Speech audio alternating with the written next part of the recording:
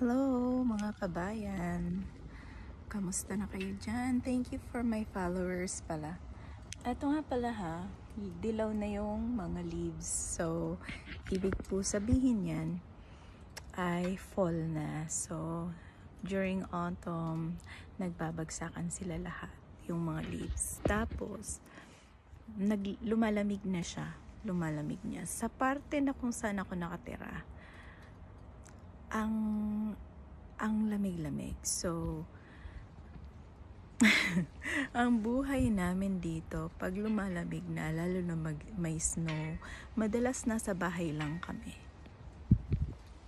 Honestly, mga 6 months kami, madalas sa bahay lang. So, kung kaya nyo na hindi masyadong naglalakwatsa or lalabas-labas, then it's time for you to go to Canada. Kung gustong-gusto mo talagang pumunta ng Canada.